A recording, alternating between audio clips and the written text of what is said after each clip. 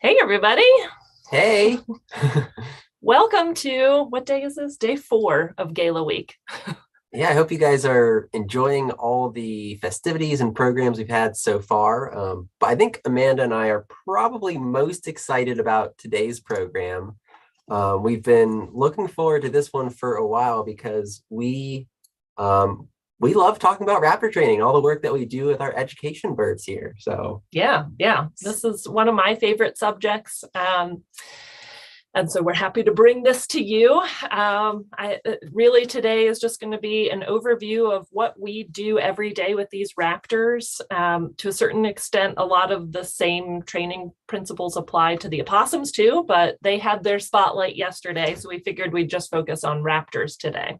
And I'll go ahead and say right now, I can already see a lot of you guys posting stuff in the chat, which is great. We do want to make this an interactive discussion. And if you have any questions, feel free to post it there. We'll be periodically looking at that so we can, answer any questions that you guys have. Yeah. But maybe we should start by giving everyone a little bit about our background with training and how we got to where we are a little bit with the raptors that we work with. Yeah, for sure. Am I starting? Yeah, I'll let you start. Older. So I'm Amanda Nicholson. I'm the Vice President for Outreach and Education. I have been working with our education raptors and all the ambassadors, but the education raptors since 2010 when the outreach department was formed, and I moved into that role. And man, it's been an evolution. I've gotten to work with a lot of birds over the years, although in 2010, I think the only one here at that point is Gus, is the only wow. raptor. Yeah, I think everybody else came after that. So yeah, I think for those of you longtime Critter Nation fans, you have heard us talk about raptor training before. And I think throughout those years of, throughout the, what do we call the 2010s, teens. Whatever. We trained a little bit differently and worked with ambassadors a little bit differently. And yeah, I think it's been an evolution. So training for me has changed a lot in the past, I would say in the past 5 years. And by no means am I an expert trainer. I get lots of advice from expert trainers and role models. But I am happy to share what I know and do. Awesome. Well, I'm Connor. I'm the outreach coordinator at the Wildlife Center of Virginia. And some of you maybe saw me talk a little bit about possum training yesterday. So my background is actually in the zoo field. I started my career working at a zoo in Southwest Florida. And I was there for, I don't know, 6-7 years. And I learned so much about training during my time there. Some of it was just things I was learning hands-on. I also got to go to different conferences and learn a little bit that way. But what was interesting is in my zoo career, I worked with a lot of animals, mainly different types of mammals, black bears, Florida panther, some of those native Florida species. I got to work with some reptiles, but I never got to work with birds in my zoo career until I got here. So I had a good background in the training fundamentals, but I don't know, it was so different to apply them to birds. They're just a totally different thing, and learning to work with them has been so much fun. So we're going to go over a little bit of what we know today. Yeah. So I guess we should start.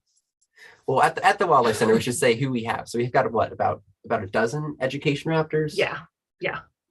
Almost. So we have owls, falcons, hawks, and an eagle that we work with. And that's primarily who we're going to be talking about today and the training that we do with them. Yeah. So from our perspective at the Wildlife Center, all of our birds are, the hope is that all of our birds are trained to step up on the glove with us, leave their enclosure, and then we take them out on programs.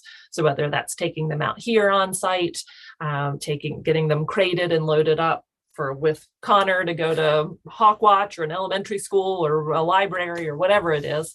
Our general hope is that these are working birds and come out with us. So we're not really thinking about just display birds, although everyone has their individual quirks and preferences and things that we need to work with and around. But I think that's important to keep in mind, that that's our overarching goal. And so a lot of the day-to-day training that we do kind of helps, is working toward those goals, or like keeping them fluent.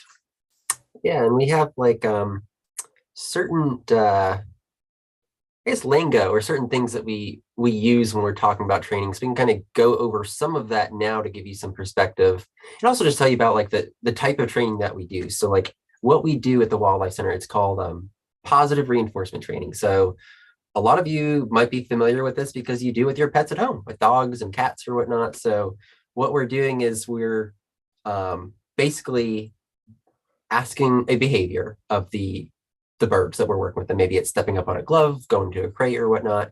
And if they do that behavior, then they're going to get rewarded with a nice treat. Just reinforce that behavior and sort of cause them to associate that reward with the behavior to make them want to do it, to increase them doing that behavior. But if they choose not to do the behavior, we're not going to punish them by any means.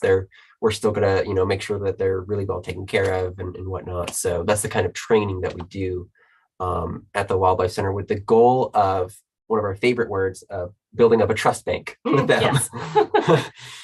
Yeah, I think when you think about the operant conditioning with that emphasis on positive reinforcement, we're really talking about, again, you can use that positive reinforcement with your dog or your cat or your spouse or your roommate or whatever, right? I was using earlier this book to prop up my laptop a little higher, and then I realized it was sitting here. Don't Shoot the Dog is a wonderful book by Karen Pryor that talks about how you too can train your dog or roommate or dolphin or spouse to do things. Or anything. Or anything. And I think what's amazing to me is we're working with these raptors that are really such different species from us. I mean, of course, they're different species, but unlike dogs, these raptors don't come with any sense of like, they're not pets, they're not domesticated, they don't inherently want to please us, which I think a lot of dogs kind of generally do, are very tied to human behavior.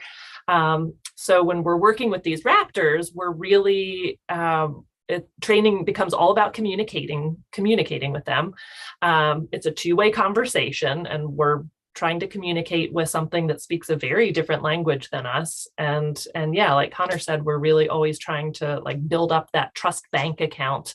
And every little like positive reinforcement we can give them is a deposit in that bank account. There are times when we take a big withdrawal from that bank account. Hospital visits, if they're getting, their annual exams, it's usually not something they're big fans of. So that's maybe a withdrawal, but our goal is to deposit enough positive experiences with them that we have this really great relationship, and they can go through those maybe every so often not so fun experiences, but still be willing to come out and work with us and trust us. So that's sort of our goal. I really like the way you said language, because that's really what it is. It's like learning a different language, their own way of communicating with us. So it's really been fun. But it's also you have a question there. Let's see. Purely you, and maybe you'll have to discuss that later. Does Amanda use positive reinforcement training with the outreach team? Absolutely. For me, it happens to be Candy that gets me to do pretty much anything. Yeah. Milkshakes. She actually keeps a list of the things that different staff members like, both within the outreach team and staff-wide as a whole. I don't know where she has her secret list, but she remembers what people really like and what people don't like. So I think she does do that, maybe without us knowing sometimes. Yeah. That's actually funny. Candy, right? Like that gets into training too. I don't want to like get way down. How long is this program? 8 hours? Something like that.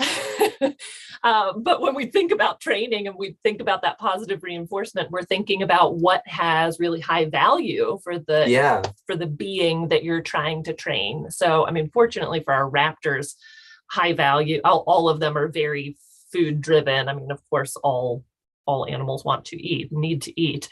But for raptors, we're talking about, it's a lot of like dead mice, dead rats. It's that whole meat food. When you get into other animals, I think with like parrots and things, they have a wide food variety, so they may have particular treats that are high value. And then you think about humans like Connor, like if I was trying to train him, I would not use broccoli, No. but I would use, sour watermelon gummies. So Yes, it's high value. important that you know your subject and use what works for them. And that's about using that language and communication. So and this is something that's also interesting to keep in mind about training, is that it's an ongoing process. So this isn't like we train the Raptors for a specific type of behavior and they're trained on that forever. Like we can stop. They know how to go into a crate or whatever. Like in an ideal world, that would be really nice if that was the case, but we know that it's something we have to maintain, because there's that old cliche of it's like riding a bike sort of, but it's not quite that way with birds. If you're not continually maintaining that behavior or continually training with them, they can lose it. Yeah. And it takes sometimes a long time, if you're not careful, to get back to where you were. So it's something that we're really always working on with them, whether it's a new behavior, something complicated, or a simple behavior that we're just maintaining by continuing to do. Yeah. And I think that, to me, in my thinking back about the training here, and when I started in 2000, when I started within the outreach department in 2010, I think it was a little bit different in terms of like the daily care and training. Like Connor said, training, is ongoing. Training is never ending. It's, you got to maintain those sorts of things. Whereas we used to, I think, just kind of like, great, see ya. Like good job, Gus, but like see you next Tuesday for that program. And the rehab staff did a lot of care of the education ambassadors. But by us doing that daily feeding and cleaning and all of those things, we're able to really just keep those interactions going and keep those desired behaviors maintained. And there's usually, when we're working with the Raptors, so every single time we go out there to work with the Raptors and we're feeding them, we're doing with the goal of training them. Like we know that interaction is valuable. We want to be able to do a nice training experience with them, rather than just dropping some food for them and dipping out to do some other things, because in that case they're not really, we're not working on anything. They're getting some free food. So we do want to try to do at least something every time we're going out there to feed them. It could be we're taking a long time to work on a complicated or new behavior, or it could be, I don't know, something that's simple. Like what are some of the things that you work on maybe when your base level? My base level of things. Yeah. So I think of the minimum behaviors that I want from some of these birds, or like my floor level, like even on a day where I don't have a lot of time, or, in the winter time when it's like 15 degrees and I'm like, this is garbage, I want to go inside. So for example, Maggie, our peregrine falcon, the behavior that she needs to perform to get her food is she needs to go to a particular perch in her enclosure, her cliff perch, and she stations there. So she definitely always has to do that. That's like very base level minimum. For a training session, I only have a quick minute would be to go in once she's on that perch, ask her to step up on the glove, feed her a bit of food, and then we walk into the hallway. And all of that is like, when she's really fluent and not having any weird hormonal, like I'm very distracted by my eggs or wanting to nest or whatever, that's a whole different subject. But when she's, having a normal time, she'll step up on the glove, eat that food, come into the hallway. I mean, that's less than 30 seconds. It doesn't take long, but by doing that, it helps just kind of keep those little gears lubricated of like, we go in the hallway, that is what we do, that's where you eat your diet, rather than me just like dumping food through a hole, through a food slot, and not having her practice that behavior. That could kind of steer us down a lazier path, I guess. Because that going in the hallway, behind each of our set of enclosures, there's a hallway. And that's where it starts going, that's the first step to every other behavior we will work on for these animals, whether it's crating to go out for programs or all the things that we work on. And I think we may actually have an example to show you of one of the behaviors that we work on when we take them in the hallway, one of the simpler ones, I think, or I don't know if Yeah. simple is the right term, but somewhat these quicker things that we Yeah, do. kind of again, like that base level, talking about Maggie, but really for a lot of birds that applies. So when I go into Rosalie, the red-tailed hawk's enclosure, it's kind of a similar thing. I go in, I ask her to step up on the glove, and she says, okay, sure. Give her a little thank you, positive reinforcement. Hold on to those jesses that are attached to her, and then we step out in the hallway. So that's kind of our very base level floor behavior that we want to be doing. And I'm giving her little tidbits, snacks. Sorry, a lot of this is of my hip. We are at hip level. But if I were in a big hurry, I'd probably go ahead and put her back. But what I do like to do multiple times a week is do foot checks. So just lifting up a toe, looking at the base of her foot. That's a health check just to make sure that everything looks okay. She is prone to some foot issues if she gets too heavy because of her arthritis in her hip. So foot checks are a really good thing for us to practice multiple times a week. And then she goes back in and I give her like a chunk of food that she can enjoy and kind of like, thanks for playing with me today. And then I think in this case, I wandered off to go change some water. Change water or something. Yeah. And that's something that, I think that checking the feet is something that we try to do with every one of our Raptors, because that's what you said is true for everybody. They could easily develop foot issues. And it's something that unless we train them for that, we're not really seeing their feet because they're always, standing on it. So it's our chance to check it. So I think I've got another video here, pretty similar. This one's with Hudson instead of Rosalie, but same thing. Bring him into the hallway. So you can see he's already here, and we're going to do a foot check. He sees like a little piece of food, and then here's my chance to sort of peek under his foot, make sure I'm not seeing any, any inflammation, anything that looks pink or raised or anything like that, and give him a nice treat for letting me do that. And then I'll go ahead and check his other foot.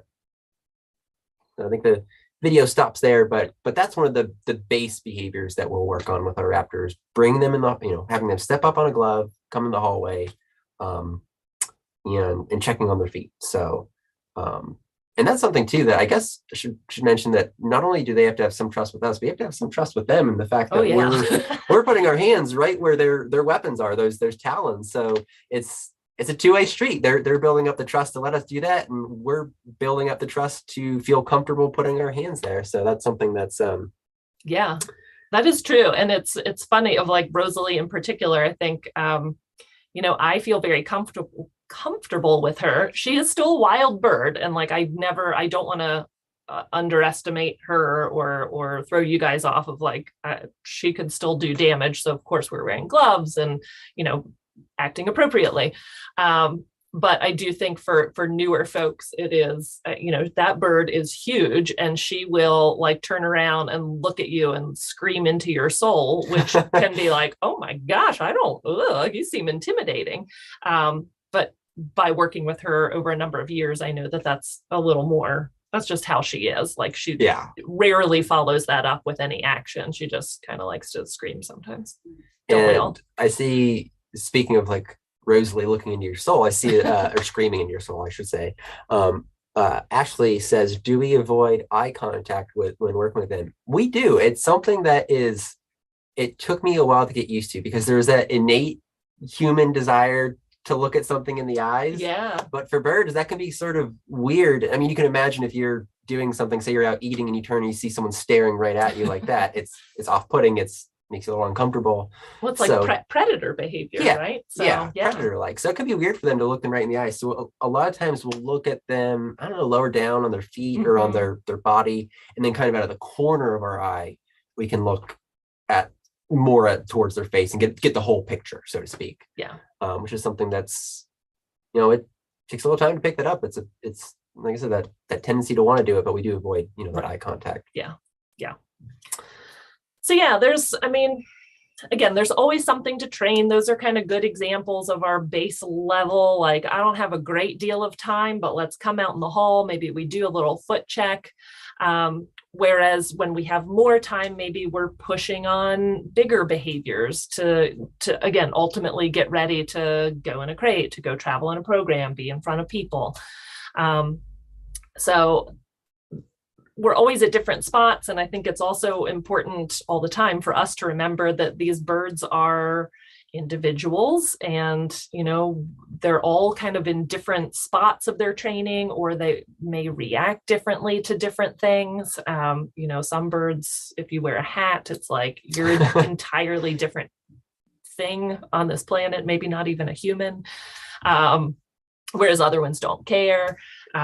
There's other factors that come into play in terms of like, is it cold? Is it hot? Is it windy? Is it fall when they're starting to get more hungry? Yeah. Is it the breeding season where maybe they're a little bit hormonal, or so many different factors? And I mean, we have three red tails. We have Rowan, Rosalie, and Ruby. And just within those three red tails, all the same species, we've seen such a wide variety and like their individual quirks and personalities. So it's so true. Getting to know them as individuals is something that's important for us to do as trainers, and pay attention to that. Yeah.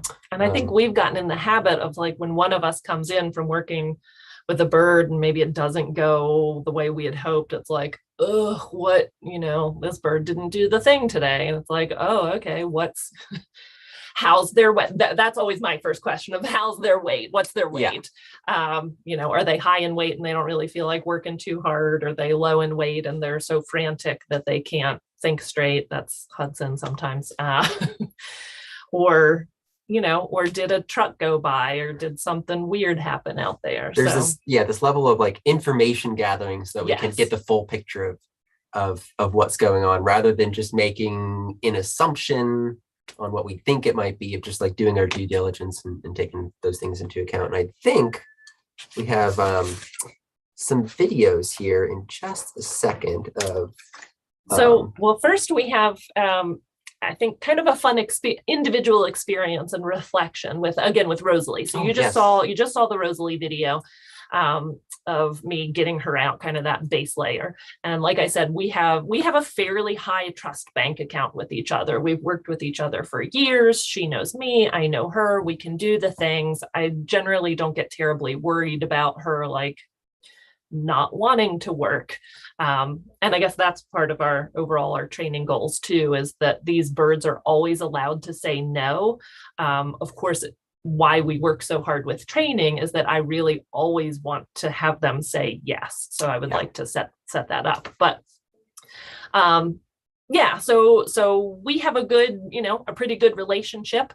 But as Connor has come on, Connor started working with these birds a year plus ago. Yeah, a little over a year and some change. Connor came in and has a bit of a knack for training, honestly. I mean, obviously he comes from he has training in his background, but not with raptors, as he said. But a lot of these birds just kind of readily take to him. But I was unsure about Rosalie, because our past experience has indicated that Rosalie is pretty wary of men. She has, Alex has worked with her. When Aaron was here, our former communications coordinator, he worked with her.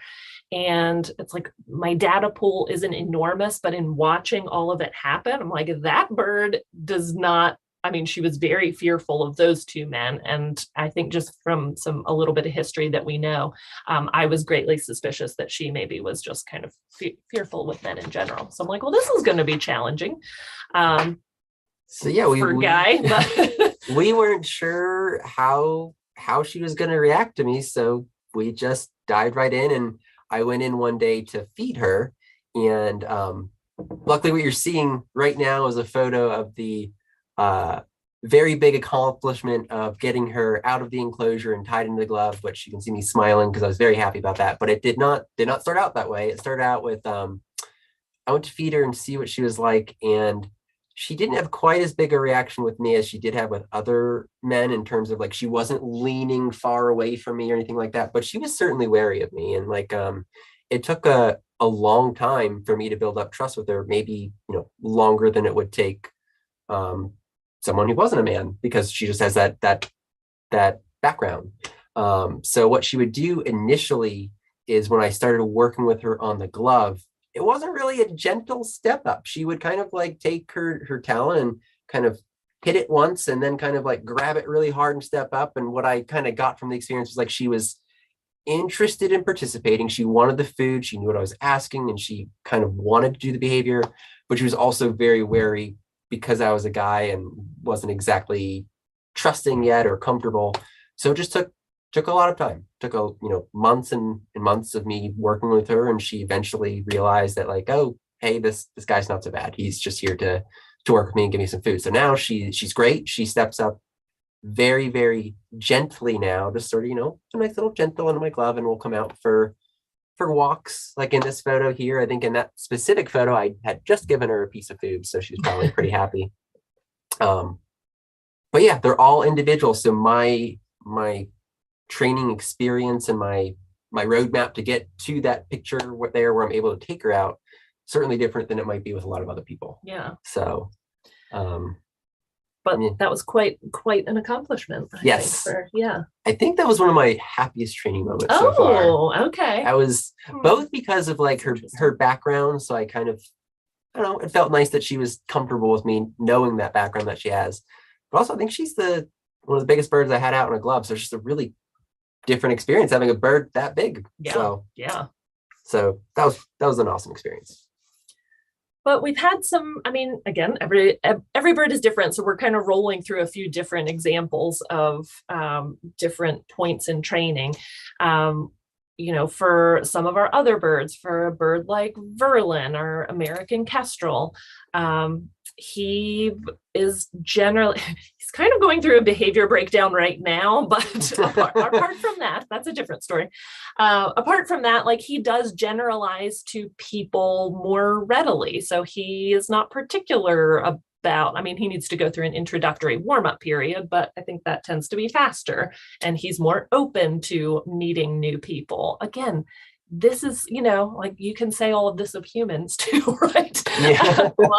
I'm very open to meeting new people.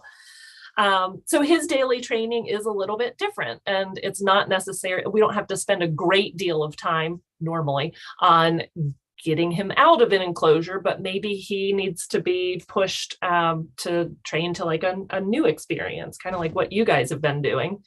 Yeah. So, he had, before I came along, so I kind of came along sort of when the pandemic hit, he had been coming out for in-person programs. He hadn't really done online programs before. So this is something that we knew was, I don't know, a completely new experience for him. And while in our minds, it might appear easier because there's no loud, big crowds, loud noises, there's certainly still things we needed to get him, comfortable with. One thing is this bright screen that's right in front of his face. You might be like, some birds or animals could be easily weirded out by that screen and wonder what's going on. I'm wearing headphones as I'm talking to this class right now. That's something that's different and a bird could find weird.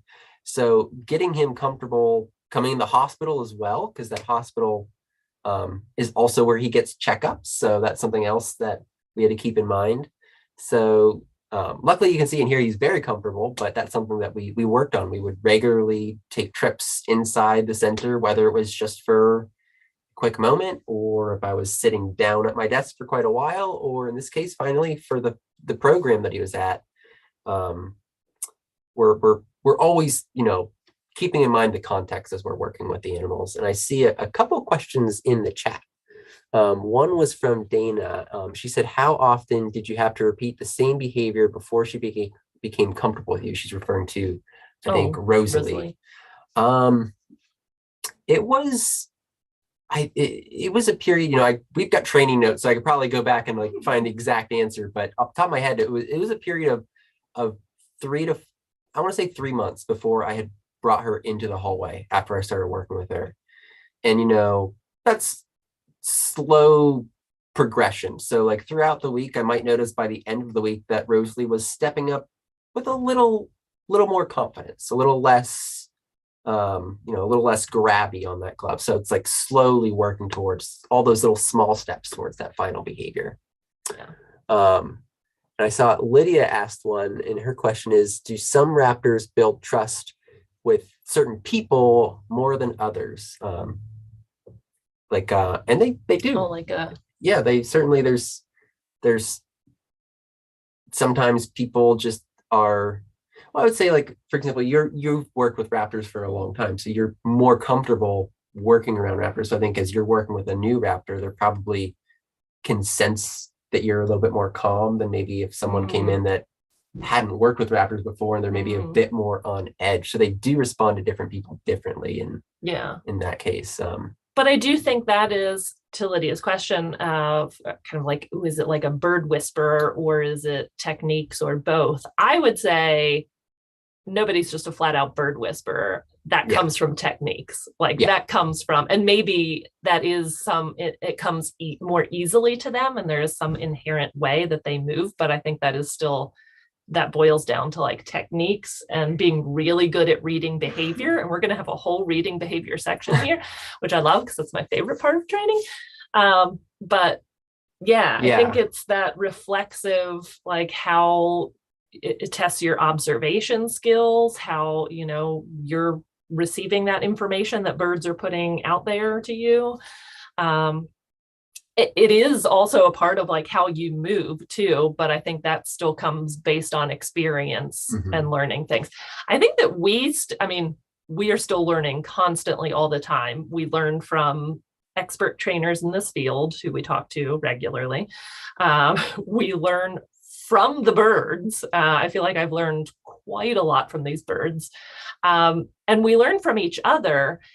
And I feel like we still don't do this enough, but like watching each other. Because I've learned things about myself by other people watching me and telling me things. And I'm like, I didn't know I did that. I don't know. They're like, I'm going to try that. Maybe that bird likes that better. And I don't know. I'm smiling so much right now because I'm going back to Athena. And there was, I've been working with, I don't want to go off too much on a tangent, but I worked with her on a glove, and she would step up in the glove and fly off pretty quickly after getting up on the glove. And I wasn't making progress, and I said, Amanda, can you watch my training session and see if you noticed anything? And what she noticed was that something very, not a huge difference, I approached the feeding platform from a different angle than she did. And so I tried the way you approached it, and it was like it just clicked, and she stayed on the glove and she walked with me. So learning those little things, the nuances that each of us does by watching each other has been super helpful. Well, that's a good segue. Anyway, Athena is our next little bird example here. Perfect. And that is, man, she is a bird that loves some consistency. Yes. And I think, again, speaking to that individuality, some birds just are just a little more readily accepting of differences in behavior or environment or whatever, and some birds need to work a little bit harder at things that we'd consider basic. To me, Athena is one of those birds that she just loves consistency so much, and I don't know if that's probably a combination of many things, including her injury. She can't see all that well. It's probably has to do with her age when she came in to us and started training, which was not very young. We don't actually know how old she was, but she was not like a hatchling or fledgling bird. And of course, it's always easier when you can start them young. She's an owl, and that's kind of a whole other can of worms that we didn't prepare to talk about. And I don't know if people really want to listen to us talk for 3 hours about this, but owls are challenging. Let me leave it at that. That's a label, but owls come with their own challenges.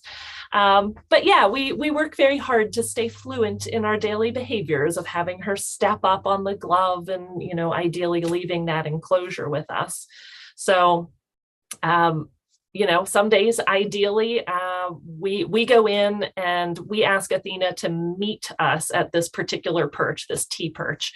And so we'll go in, say, hey, Athena, ask her to come down to this perch, sometimes with a lure, which helps a lot. And she'll say, okay, thanks. And then have her step up from there. She does not like to be approached, but she'll meet up. And then I would ideally like to get to the door and go out. And some days she says, no, I don't want to do that thing. And she'll fly off. And that's okay. She can do that. In those cases, I come back later on and ask again, and sometimes up to three times a day, if she doesn't want to do it all in one, and go from there. And our goal with being consistent in our approach and working with her is that we can get her in the hallway, is what we're working towards. So I think we have another example of an Athena session here. And I think this is one that I was working with her, which camera's at a different angle, so you're not going to see her at the meetup perch, but she got up on the glove, and I think she'll be coming around the corner with me in just a second. There she is. So we're working towards the door, so you can kind of see where her jesses are. So in this session, I'm kind of tugging on those jesses a little bit, just getting her used to me moving those jesses around for later when I would eventually grab the jesses in that glove and move towards the hallway. So that's what we were working towards. So she did a great job in this video. She didn't fly off as I messed with her jesses a little bit. So she got some rewards, and then we ended the session there. But that's our goal, is to work towards right where I'm walking on camera into the hallway there. And that's another bird, honestly, that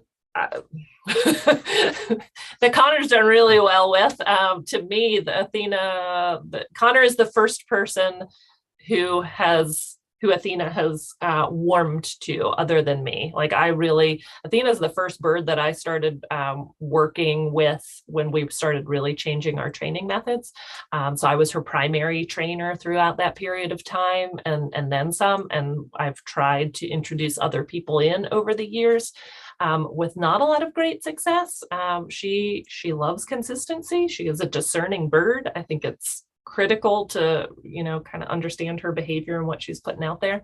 But Connor can get her out, so everybody loves Connor.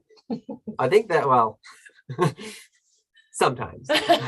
Well, I think that she's a good example, though. I think of one, I mean, it's important with everyone, but of just paying so close attention to reading that behavior. Yeah. Of like, what are we seeing? What are they telling us as we're working with them? What are the things we have to look out for? Because there's so many things that we're paying attention to. There's the body posture of the bird.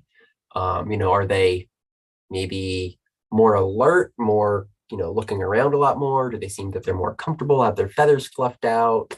So there's a lot of things that we're looking for as we're reading their behavior. Yeah.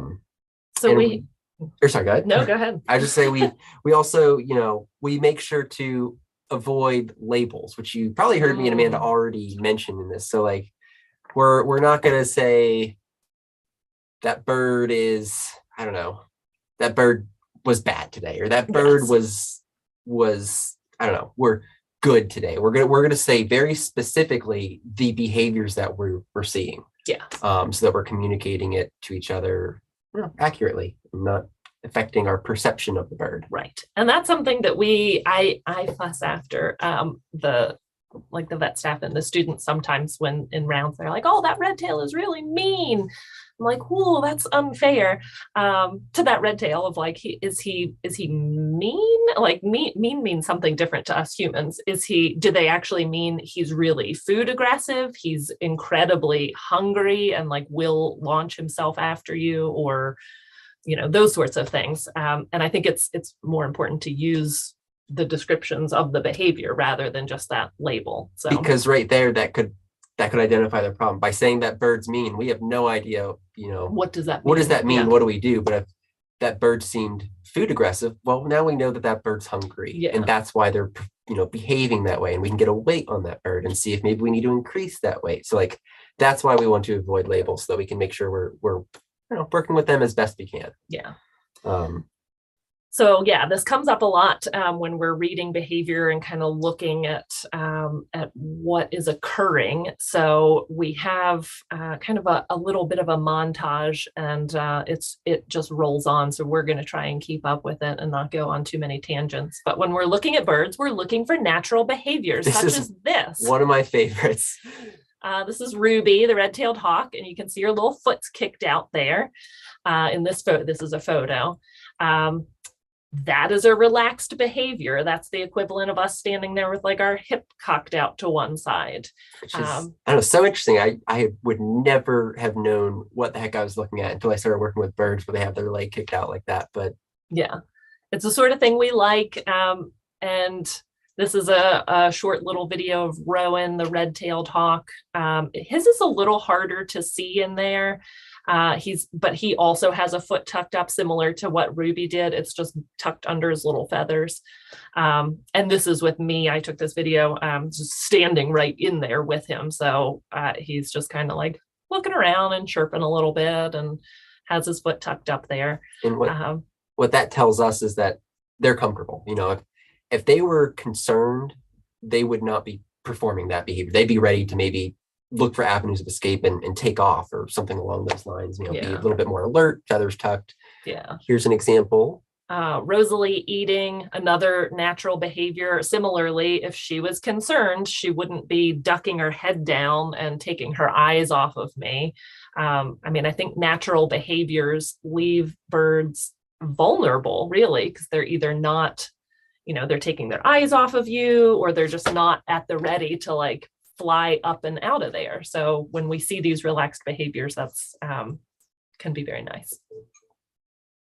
And this is probably one of our favorite relaxed behaviors to see, which is preening. The ultimate. So I think it's easy to see how relaxed he looks right now. But that's something that's like you're saying, like if he were concerned about a predator being around, Verlin wouldn't have his head tucked behind him, preening himself. So obviously he's very comfortable with where he's at. He's very comfortable with us around in this case. This is really excellent to see. Yeah, I love this. He's so cute. And this is an interesting one. Yeah, this is very, to me, underscores the importance of context. And I know it's a little hard to see because it's through the enclosure, but this is back to Ruby again. She's got her wings out and her tail fanned. If I saw this behavior and she was like out on the glove, I would say, oh no, this bird is stressed, because that looks like she's getting ready to, you know, has her wings out and wings are spread to like get up and out of there. In this case, though, it was very quiet around her enclosure. I just happened to see her doing this. Nobody was around, and I realized that the way the sun was angling in, she was actually sunning herself, which is really cute. Kind of see it a little bit too, like the light along the back of her there, how she's picking up those rays. So. Yeah. So an importance of context, and photos get tough in the bird world because photos are just a slice of time, right? So you looking at this photo don't have that context of like, well, what did she do after this? Or was she, you know, panting or something? Or what happened right before it too. Right. Yes. So. Yeah. Rowan again, this is also one of our favorite behaviors to see when a bird, especially when a bird's out on the glove. He's going to build up to it here. You can see him like fluffing those feathers out, and then he fluffs them out more. And almost there we go. And that is called rousing. Yeah. So that's basically, again, I don't know, it's kind of like shaking things out a little bit. So you know, they're loose, they're comfortable, they're not, you know, they're not on edge when we see that. So that's one of the really, really positive things we look for when they're out on a glove. Yeah. There's two photos here of Maggie, one with her wings out. This is from a photo shoot we did several years ago. And man, everyone loves this photo because her wings are out, and I guess that looks majestic. All I can see from a trainer's perspective, and knowing, you know, having been there, she was on my glove, is that she was kind of irritated about something, and I think was, you know, like put her wings out. She didn't bait, but was baiting is when they fly off the glove. But she had her wings out. She was displeased about something, and those wings out can mean a great number of things. So when we had a different behavior section for a volunteer training once, and it was called Wings Out, Why? Whereas this goobery photo in this photo shoot was my favorite because that was in a rouse. And it just, again, it's a photo, so it was a slice in time that you don't have that overall context of, but that was that moment that she like had all of her feathers out and then she just kind of like shook it all out, which is so cute. And again, to me meant she was super relaxed, because when they're rousing, they're shaking, they're closing their eyes, they're kind of like moving their head. So again, that's pretty vulnerable. And so this is something that we're constantly, paying attention to all those details, all those small details. And there's some that are, a lot of these that we just went over are applicable to all birds, the rousing, the baiting, the sunning, the preening, but there are certain things that are species specific that we're going to look for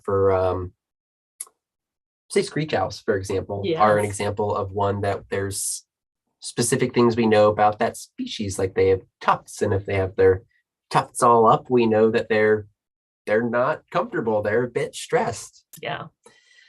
Yeah, I think so. This is Alex, one of our former education screech owls, who died a couple of years ago at like the ripe old age of 12, I think. And Alex, was an owl of many shapes and sizes. Sometimes she was like this and her feathers were a little bit looser, and those tufts were down. And sometimes she would hold her feathers in very tightly and those little tufts go upright. And all of that is pure communication from her. And I feel like screech owl behavior is something that we have gotten a lot more, we have learned about. Well, I in particular have learned a lot over this past year and some change. But this is kind of that classic screech owl. Oh my gosh, I'm trying to blend into the environment. They're trying very hard to blend into a tree trunk, so those tufts are up. In this particular case, her eyes are wide. They will also like slit their eyes and depend on those little feathery eyelids to help them blend in as well. But this is a stress response. She is distressed in this particular case. And she's letting us know that she's stressed. So that's something, again, those species specific things in a screech owl's case, those tufts are something that we're looking for. And you said you have been working with, well, the past year and a half, you've gotten to know all about screech owl behavior, because that transitions really well to talking about, this is probably the part of the program I'm most excited about, and that's introducing you guys to the new kids on the block, so to speak, because we have some new Raptor ambassadors that we're training. Some of them and some of them you don't know, and this is going to be the first time that we're really talking about them with anyone from the public. So this is inside scoop. This is the inside scoop. You're going to get to learn about some of our. We have three birds we're going to talk about. Two, the first and the third are you don't know about. And the second one you kind of do, but second one you might know from last year's gala. Yes. So an update on a former one you heard about. But that's probably the most complicated training that we do, is training new ambassadors. To begin with, the assessment to see if that animal is a good fit to join our ambassador team. Does it have is it the right age? We're usually looking for hatchier birds. They adapt better to life in captivity than adults or older birds do. Do we have the trainers that know how to train them, to work with them? Do we have the space to house them? All these different things that we're taking into account just before we even consider if they're one that can maybe join our outreach team. And then we'll go through this lengthy assessment period of we're working with them, we're starting to get them used to training with people, to us coming around, to feeding them, and ultimately working up towards that behavior of stepping up on a glove and eventually coming out. So we've got a couple that we're going to go over with you right now. And we're going to start with one that we've both been waiting for like a year now to talk about her. And that is Clover, our new American kestrel. So this is Clover here. And I'm sure a lot of you have met Verlin before, so you can see that she looks a bit different. She's a female kestrel, so she has some different colorations than he does. And she isn't officially an education ambassador yet. We're just waiting on her permits, which we put in the application form. But once we get those permits approved, she's pretty much at this point, now that we've had this on she's good to go. She's ready for programs even, I think. But she has she has an interesting background that she came to us. So she was actually a little wild bird, and some falconers took her from the nest. And they were working with her, and they kind of were taking care of her over a period of time, and they had released her. I believe it was in fall that they released her. And that's sometimes falconers will do that. It's for birds, they'll kind of help them through that first winter, which is kind of the most dangerous period in their lives. But in Clover's case, she was taken from the nest when she was a little too young. So she was about, we think, just a couple weeks old when she was taken. So she imprinted on people. And imprinting is a whole other topic that we could take a deep dive into, but we'll kind of give you in general. It's a period in a raptor's life where they look at what's caring for them, and they kind of start to have a species association. So if Clover was a wild bird and she was being cared for by her kestrel parents, she would learn how to be a kestrel. But because she was cared for by people when she was very young, she started to associate with people. So I don't know if she necessarily thinks that she is a person, but she certainly thinks that she belongs with people. She would seek people out for food, for care, for breeding even. So she's one that was non-releasable. We could not release in the wild. She just does not have the skills to survive in the wild. That bird has a zero fear of people. Absolute no fear. In fact, she came to our center because the falconers had released her, and she flew right up to somebody at a gas station. Yes. And landed on their shoulder. Landed on the shoulder. So we know that she can't go back out in the wild.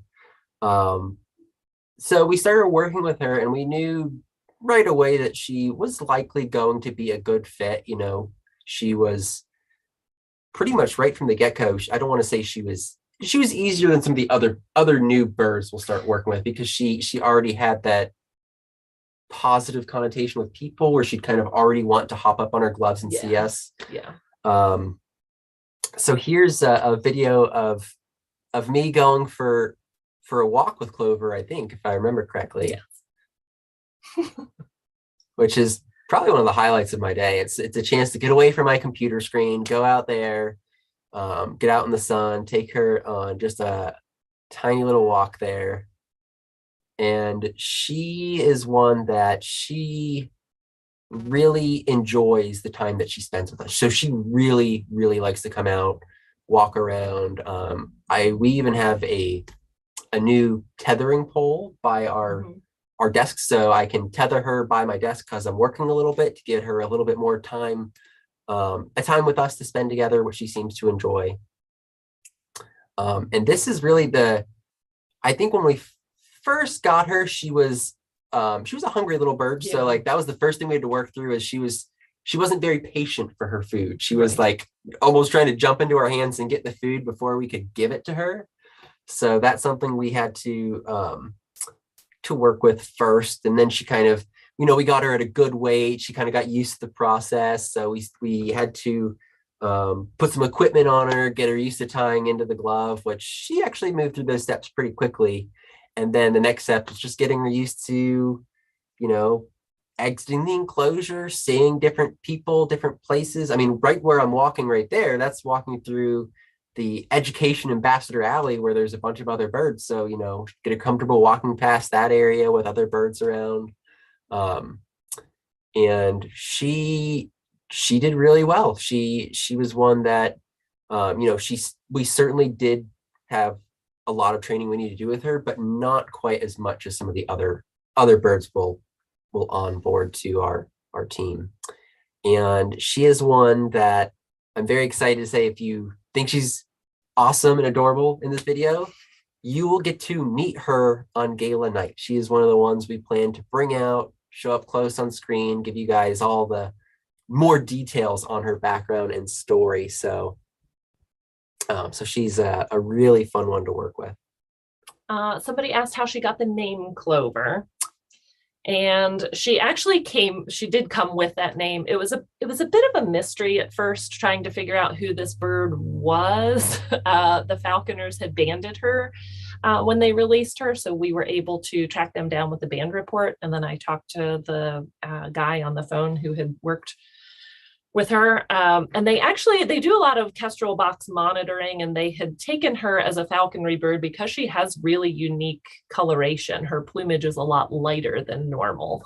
So they thought that was really interesting and wanted to preserve that sort of bloodline. So like give her a leg up and work her as a falconry bird, but she was just a bit young.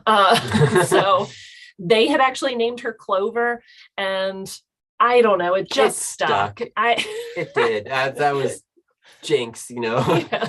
It did. It stuck. And what was funny, like we had submitted the permits, and I was almost hoping, I thought it would be so perfect if we got the permits approved by St. Patrick's Day. Oh, her name is yes. Clover. I just thought it'd be a great day to announce her to the world. Yeah, man, that was wishful thinking. But wishful thinking, this is many months later. We're still waiting on it. But we can show her for the gala tomorrow, or for the gala on Saturday, gala night. Yeah. And yeah, she's gonna be hit. You don't want to miss her. Yeah. But so that was a bird who, totally different kind of entry point into our world, because she had been with people. She had been trained as a falconry bird. She had grown up around people. So in a lot of ways it was easier. Yeah. Not that we don't have our challenges, but it was easier because we didn't necessarily have to establish this communication of like, hello, wild bird, we are human. Not giant Let predator. us trust. She already, like Connor said, she was so hungry. She was just like, and was on you and like, hello, do you have food? So that was her kind of avenue. On the entire flip side of that, our second new kid bird is our little screech owl, who you guys got to hear about at last year's gala, because at that point I had been working with that bird for a couple of weeks. This is a last year's young of the year screech owl that came in due to lead intoxicosis. Don't see that a lot in screech owls. And that bird has some permanent neurological deficits. And I started working with that bird last August. So that's what? Let's do the math here. Let's not do the math. It makes me feel like a bad trainer. It's not. Some of these birds, well, I think it's a good window into how long it does take those some of these birds. This is a bird that we've worked with training almost every single day. So it's not like we're is every single day, really. Yeah. So sometimes it takes a really long time, especially for a little screech owl that's not just a predator but a prey species, and maybe is more worried. So like among raptors, owls are the most challenging. Among owls, screech owls are sort of the most challenging. So this one was a tricky one to work with, and this is one that was actually, we auctioned off the naming rights last year. And does anyone know? Have we announced the name? They don't know the name. I'll let you do the honors of announcing his name. Yeah, somebody bid on the naming rights, and we chatted a bit, and this bird's name is Ozzy. So I feel like this is weird talking into the computer because there's no reaction. We know it's there. It's there. Little Oz. So Ozzy and I have been working together for more than a year now, and like Connor said, we've learned so much in general. Ozzy and I have learned a lot about each other, but we have learned a lot about different species. I feel like, rewind to 10 years ago, 15 years ago, a lot of people in this world said, oh, love screech owls. They're the easiest. Boy, that's wrong. They are easy to work with in that they are tiny and you can make them do what you want. They are the most challenging species I have ever worked with if you're trying to build up this relationship of trust and positive reinforcement and all of that. Man, has it been hard, but man, have I learned a lot. Because what's that? I can't think of it off the top of my head, but what's that term that we want to avoid is learned helplessness. Learned helplessness. That's it. We want them to, as we're working with them, know that they have choices in their life, that we're not going to force them to do anything. Yeah. Because we don't want them to start to learn that they're helpless and that they don't have any choices. So historically, back when people didn't really know better, that might be why screech owls were considered easier to work with because people thought they could, make them do whatever. But really what happened was that bird learned that it was helpless and didn't have a choice in its life. Yeah. And that's something we definitely don't want to do as we're working with the birds. We want it to be a very positive relationship, which is something that takes a lot of time. So do you want to share some years of my life, the early days of yes. you working with Ozzy? Yeah, so when I first started working with him last August, I was still working from home a good bit. So I took him home. And I should say I've been working all along with my good friend Gail Buell at the Raptor Center, who is a small owl expert. And so she talked me through every day, some days, of this process. So this is little Oz at home in my spare bedroom. It became Oz's room for like 9 months. And you're an insane person when you have a screech owl living in your bedroom. This was actually on his very first day. I bought a webcam and set it up before he went in here. So this is just him. I'm not in the room at all. This is just him getting used to his new space and looking around and being like, what in the world is this area? How did I get here? How did I get here? But I already, at the time, I was like, oh my God, there's a screech owl in my bedroom. Now I can look at him and be like, wow, this is pretty great. He's looking pretty comfy there. He's looking around. He's pecking at some stuff, but his little body shape is nice and round. His feathers are a little loose. This is him, I think that same night or one of the very early nights of him taking a little bath. He has the tiniest little water bowl, which is adorable. It's like a cereal bowl that came from the Wildlife Center, not my not your personal cereal bowl. Not my personal cereal bowl. But he loves taking baths every night.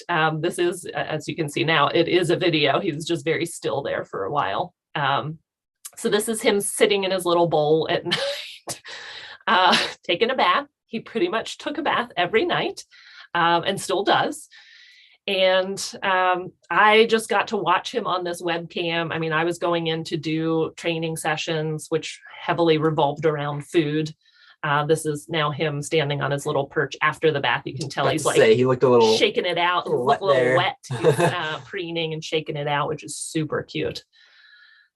So I would go in. I have done twice a day feeding sessions with him throughout our time together. I think it wasn't until March of this year that he was in my spare bedroom from August until March when he moved into the Wildlife Center. Throughout that period, we were working together twice a day, using food. This photo was an enormous moment in our training together because I had him on the glove and I had him untethered. Throughout this process, he's been tethered to a box, which he has plenty of room to like hop around to a few different perches, get in that water bowl, hop around, do his thing. Tethering can be a useful technique when it's done correctly, just to not remove choices, but just lessen the choices that are happening. And I loved how his tucks were so down there. So it's so comfortable. Yes. So the tethering, has helped keep him safe and contained. But all the while throughout that entire process in my guest bedroom, I was going in at first. I will give you what he saw of me at first. It was this. It was me walking into the room like this, and then looking at him like this. Through your hair. And getting a very stiff neck and trying to like drop food. And then leave the room. So my long hair worked out well for me because, as I was told by my owl mentor, Gail, don't look directly at the bird, never look in his eyes, don't even look at his head, but look at him, but not at him, look at his feet. And I'm like, this is a bird that's this tall. I can't look at his feet, his feet, it's all right there. So there's a lot of like me sweating a lot and looking through my hair being like, I'm gonna mess this up. This is hard, trying to keep this little owl so comfortable. With him, we used a lot of what we call approach retreat, which it's another method of that operant conditioning, where we're kind of pairing a behavior and a thing that owl wants. In the case of screech owls, and this is why they get really tricky, is that most of these other raptors will, see that food and they really want to work for that food, even if they're uncomfortable with you. And of course, we don't want to ever rush it and push it, and we want to set that up so that they stay really comfortable. But screech owls tend to be so terrified by giant predators that their preference in some cases is for you to go away, and they would prefer that you go away over eating food. Like they can be so stressed out that they'll starve themselves to death. So obviously couldn't have that happening. So we were doing this approach retreat sort of thing through my hair, where I would look at him and I would get like a little bit closer, and then I'd see he was kind of tense, and then he would relax a little bit. And then as he relaxed, I would retreat, so that I was trying to tell him, if you relax, I will go away. And that's how we built our entire relationship. And man, it's been exhausting, but also really fun. Well, that's funny. It's we have those owl meetings we're mentioning with some of like expert trainers, and there was this other trainer that says that she's working with this bird. She said, gosh, it feels like I'm married to this bird. And didn't you say that's what it feels like? I was like, oh my God, that's entire. Yes. It's like that's what it felt like with Ozzy. Connected at the hip, especially when he was living in the guest room. But I mean, it was a really neat experience. Don't get me wrong. I got to listen to him at nighttime, and I really miss that now because I haven't heard him do his little cute, like, screech owl trills at night. Because he's no longer at your house. He is here. He is here at the center. So yes, he moved in March of 2022 this year. He came here. It was time for his annual exam. He really needed a beak trim. I really needed my guest room back mentally as well. So all of these things coincided, and he moved in here. So very similar setup, just in an outdoor enclosure. And but he's still in that same sort of like tethering setup for now, though we are working very hard to get him trained to a new space. So it was interesting watching that process. We took a few steps back. He was a bit nervous by all of this, being here in such a totally different environment. I think that's we haven't used the word antecedent yet. Oh, that's true. But we talk about that a lot in training, that the antecedent is like your stage where all of this is happening. So it's, it's the entire environment where you're doing the training, and we are a part of an antecedent when we walk into it. So in this case, I was the same, my methods were the same. I tried to replicate our setup as similarly as I could, but this was a huge antecedent change for him, being in this new enclosure with new sounds and different activity and everything. So, but if I remember correctly, though, you did take like a step back, but not a huge one, because you built up this trust bank with him. So he picked it up pretty quickly, right? From where you were, I think probably it was quickly. At the time I remember being like, oh, I'm sad he's not settling in sooner. But I think overall he did settle in quickly. So this is just a little video of me. He's got not of me being in his enclosure of us. Of me feeding, I was going to say. I had given him a chunk of food that ended up being a little bit large. We need to work in very small pieces together, so that he like swallows them quickly so we can get on to the next thing. But I gave him this chunk of food and he wanted to hold it in his talons. So I just took a minute to take some video and take some photos. And this ended up being, I think, my favorite photo of him to date.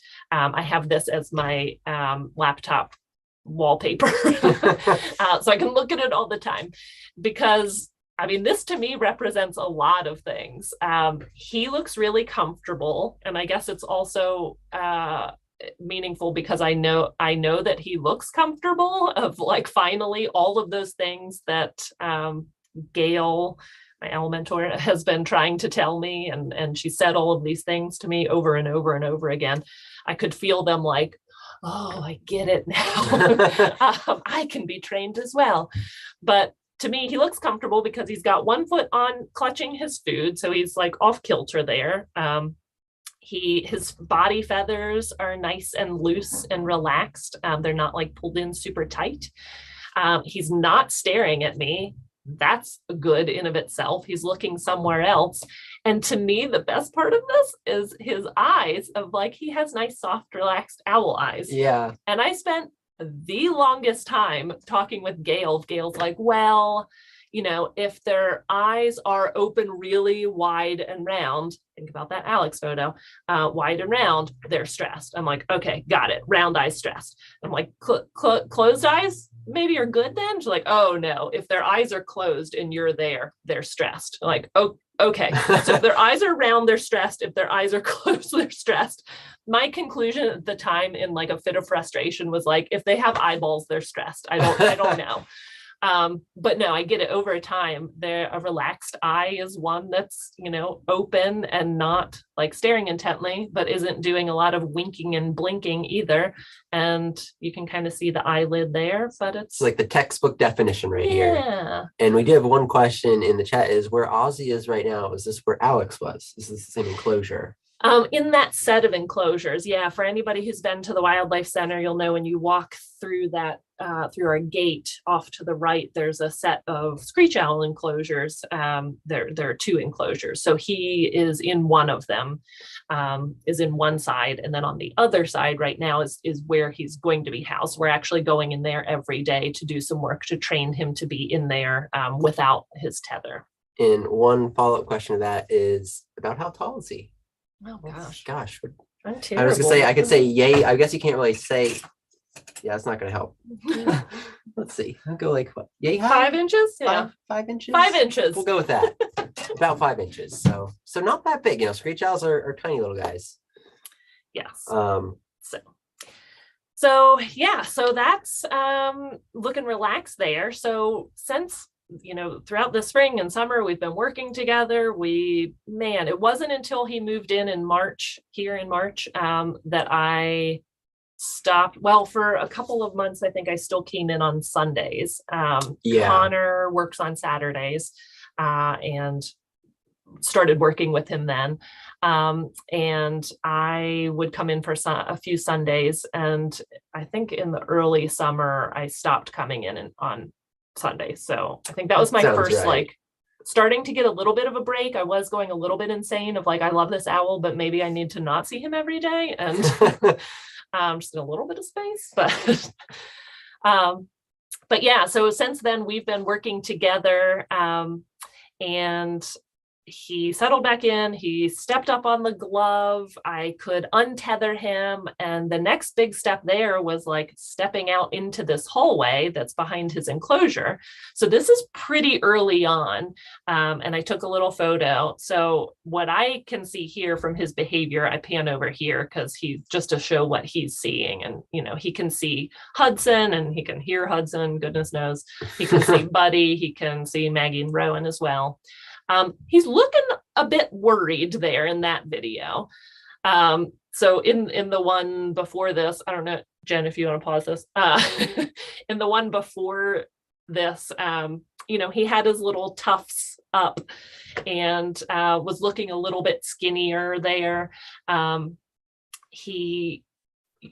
That's kind of what we talked about with that screech owl behavior of like they get a little more you're trying to rely on that camouflage and blending into their environment. A little taller, so maybe 6 inches or something in this photo. Probably more inches in that photo. So early on in the hallway, again, this is a change in the antecedent, a change in his environment. We suddenly stepped out and he could see a lot more and hear a lot more. And I'm sure that Hudson was probably yelling at us in this video. And he got a little bit worried about that. And I mean, that's okay. This is a part of the training too. So he does not look like that now when we're in the hallway. He kind of knows that's a place of safety and nothing too much to worry about. I do see this behavior a little bit more. We're now to the point where he's at the door and we've opened the door and kind of like standing in the hallway looking at things going on, and he'll be really relaxed and like taking bites of food, and then he'll see somebody walk by. We get to spy on people. We've watched Connor train other birds, and sometimes he'll like get that upright and a little bit more worried about things. So, but it's been nice to see him come along. So right now we're really working on training him in this next door enclosure and training him to be free lofted. So this next video is just us hanging out in that space. Him again getting used to the sights in there. It is set up for him so that when we're ready to let him loose in there, we don't have to change any furniture around, basically. So it was important for us to get that set up like we wanted it before we started getting him used to that space. And I see one comment in the chat from Lydia, who says that she just read that Ozzy is someone who has gone his own path, soared to dizzying heights, but remains down to earth. I guess that's the meaning of the name or something like that that she looked up. So okay. What an interesting tie-in for him. So this video is us in that enclosure where he'll be housed, and he's got some little vines and a lot of different perches. I'm just training him to get used to this space. I'm really just feeding him little tidbits of food near this perch that we're going to be working with, and that's actively what we are doing right now in all of our daily training sessions. And he is molting in this video. I was going to say, he looks a little different there. Please excuse his appearance. Screech owls molt very dramatically. They molt all of their head feathers at once. So for a period of time, he just had little like spiky feather tufts that were growing in and was totally naked. And you could see his giant eyeballs, and it's a little odd. Funky little guy. So it's a little hard for a comparison because you can't quite see the tufts because he doesn't actively have any right now in this video. But overall, like, he's swallowing those pieces. He looks more relaxed. He's not, his feathers aren't pulled in super tight to his body. If he did have tufts here, they wouldn't be like fully erect. And he's just kind of, munching away on some of these little tidbits. So we've been working our way through this. Again, we for small raptors, so for the kestrels and for Oz here, we tend to split their food into 2 feedings a day because they're just littler guys.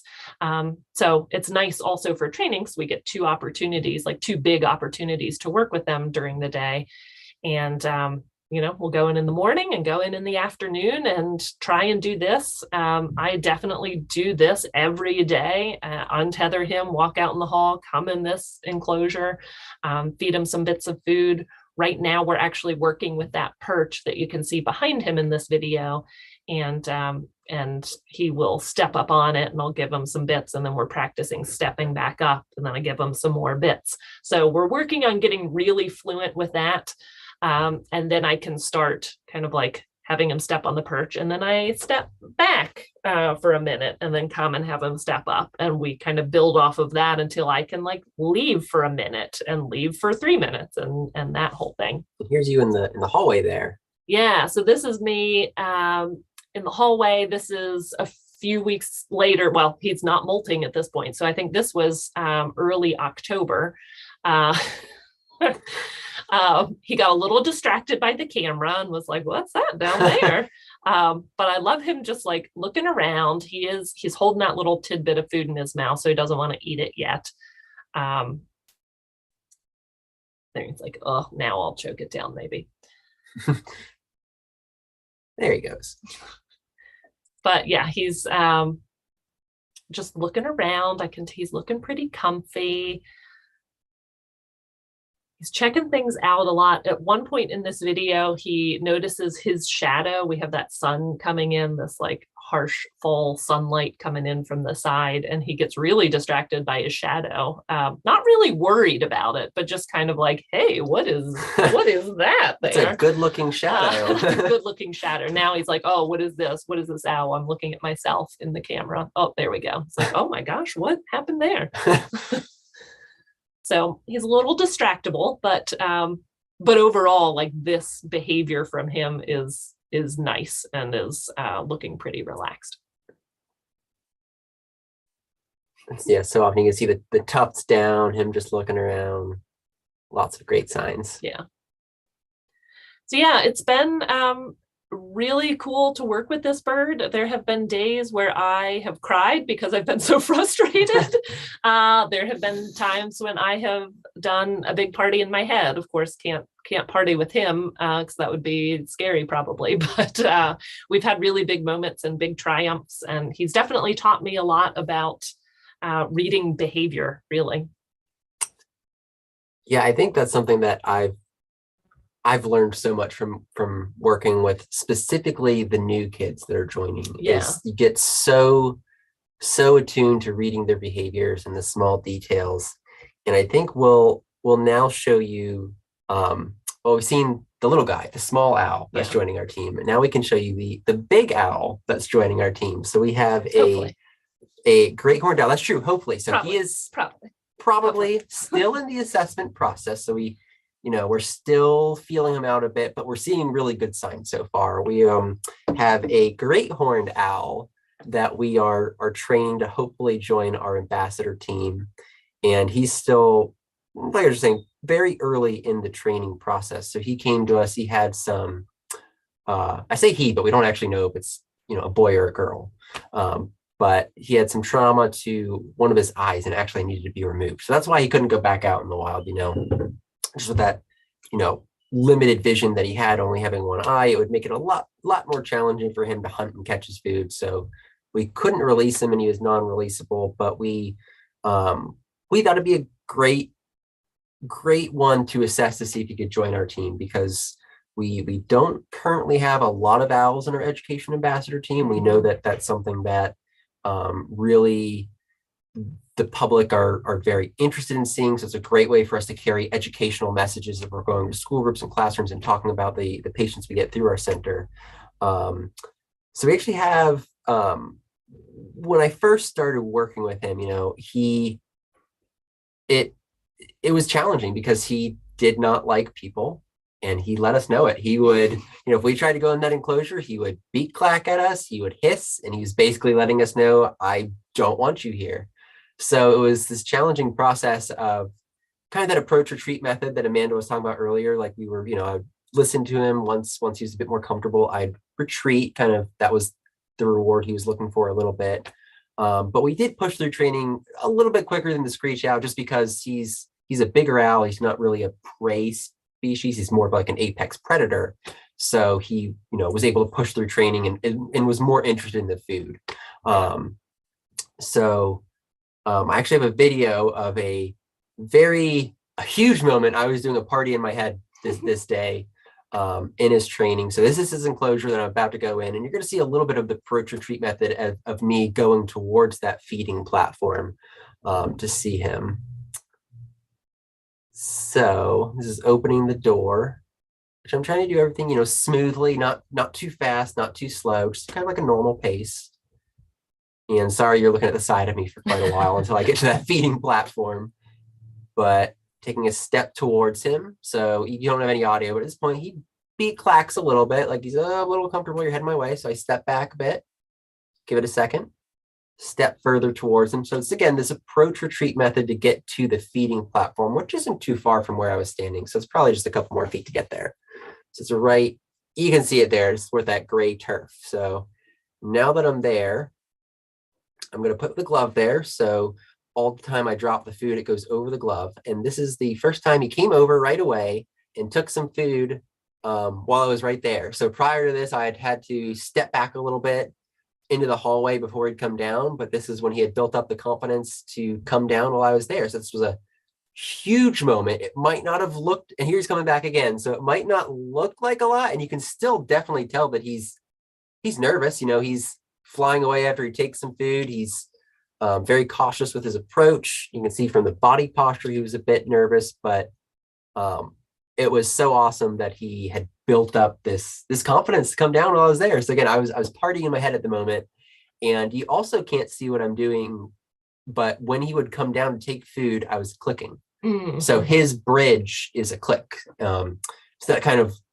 reinforces him coming down, letting him know that he did what I was asking him to do. And because he did that, he's going to get some food. So he already associates a click with some food. So that's another way to kind of reinforce what he was doing and coming down to that platform. So here, I think I'm going to ask him, and you can see him in the background there. Again, he's kind of hunched over a bit, looking at me a little hesitant, but also he's looking at the food in my hand as well. So you can see that I have that, and comes right back over. And this one, he doesn't go all the way back to the back perch. He goes, there's a middle perch there. You can kind of see his butt a little bit. So this was just an awesome training session. And we've progressed a a little bit since this video. So at this point, we're now trying to transition to getting him to take food either from my hand or from tongs directly versus me just dropping the food. So we're in the process of that transition, which once that solidifies, once that clicks and he's comfortable and understands that my hand's coming towards him to give him food, it's not something he needs to fly away for. He can stick around and take that piece of food from my hand. Then we can start pushing through some other stuff and getting him to step up on that glove. So hopefully things will continue to progress well with him. And based on what I've seen so far, I'm pretty optimistic that he'll be able to join our team. Yeah. So yes, this is maybe, he's not one you guys will see for quite some time, but you will see Clover on gala night. And I really hope you guys enjoy this because, like I said earlier, me and Amanda geek out on this stuff. We love talking about training. We love talking about our Raptors. So I really hope you enjoyed learning some of the ins and outs of what we do. And make sure to come to the other Gala Week program. We have one more coming up tomorrow featuring Amanda.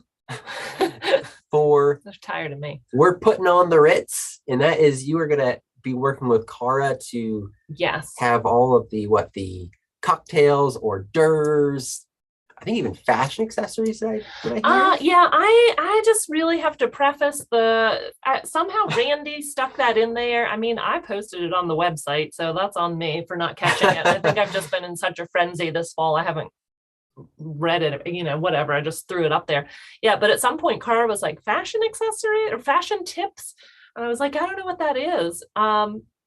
Especially from me, but so I don't know. We're gonna say some things. My fashion tips are usually like wear slippers. I don't know. We'll see what Cara has. She's more fashionable than I am.